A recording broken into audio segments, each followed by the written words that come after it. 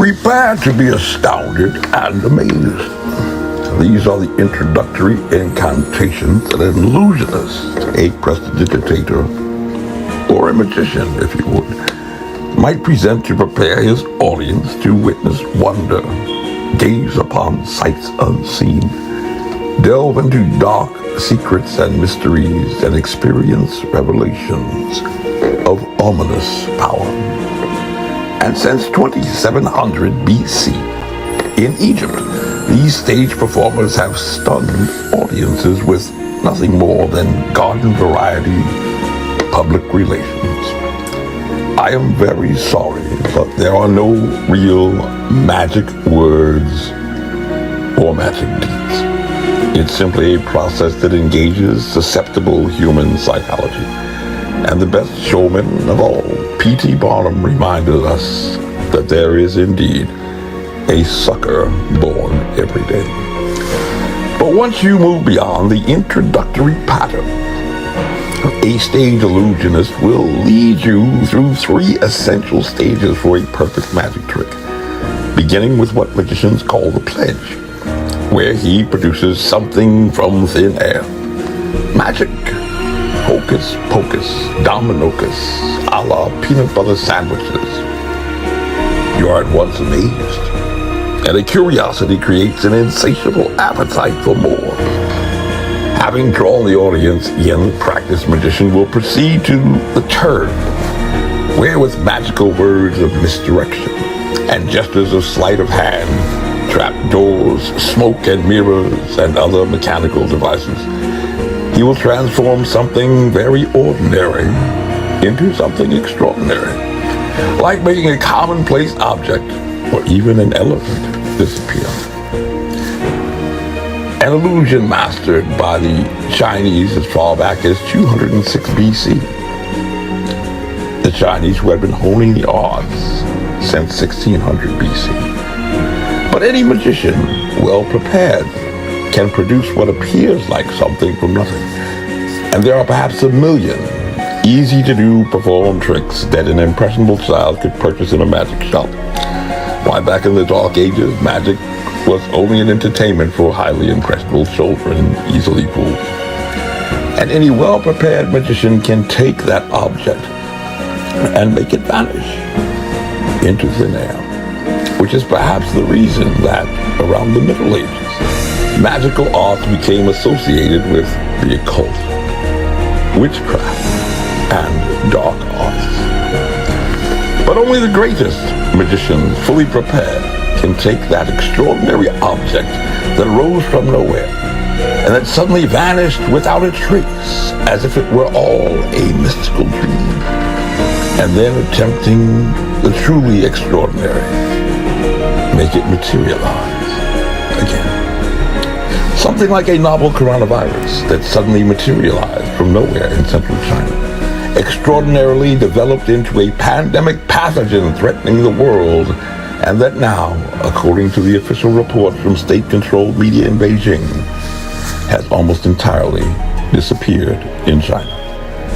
And now, moving into an unprecedented presidential election, many are scrambling to replicate the success of the Chinese, like Joe Biden, who is absolutely convinced that he can make it all disappear just like the Chinese did. If only a national mandate required everyone to wear a mask for 3 months since closing businesses, outlawing social gatherings, and ordering everyone to stay at home did not work like it did for the Chinese science. But only a child believes that he can perform magic by simply repeating magic words of the magician that he saw on stage, or attempting to mimic the gestures of the magician that he watched with his very eyes upon the stage. The hand, as they say, is quicker than the eye. So now, using the science, let's attempt to examine exactly how this magical trick may have been performed. On December 31st, the Chinese reported to the world their discovery of a pneumonia of unknown etiology that appeared to have emerged in the Hunan seafood wholesale market.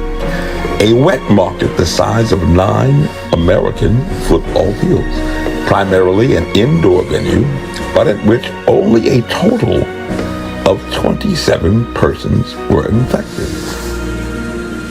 Extraordinary.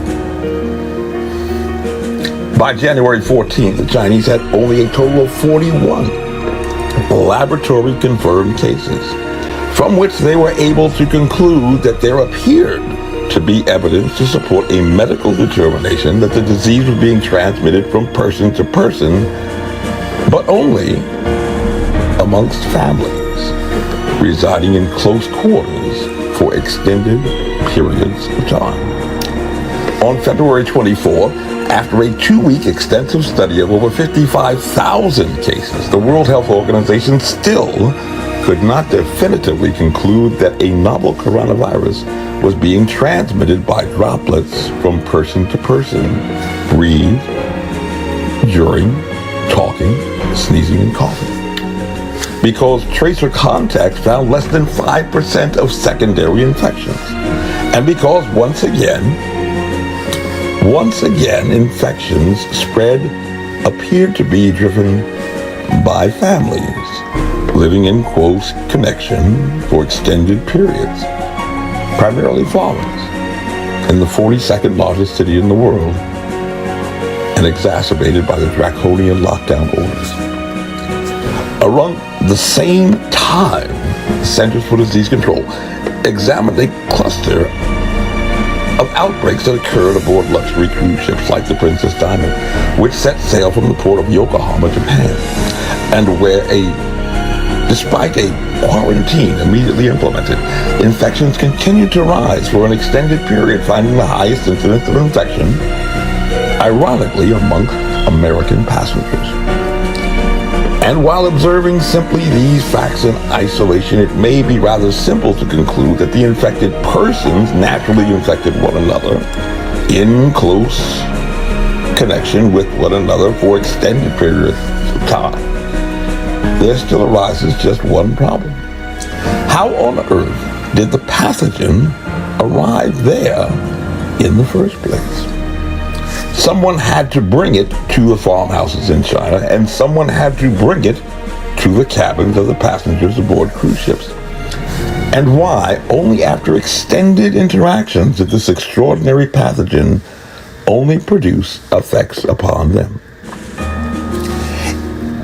Think of it this way.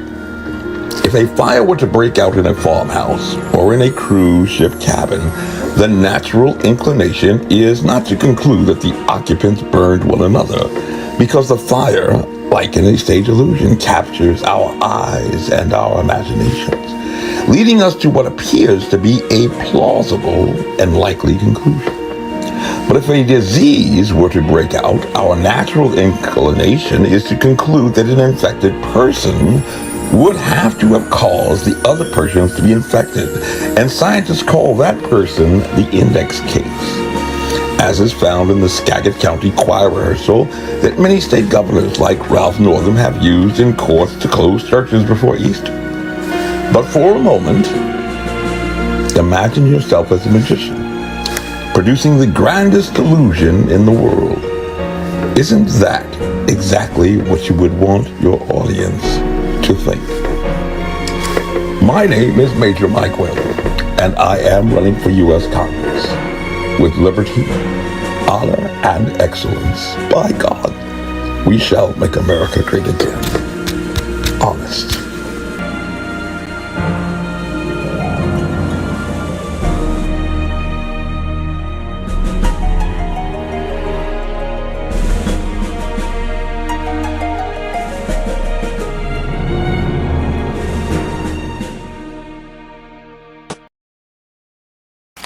This message was approved by Major Mike Webb. Honest.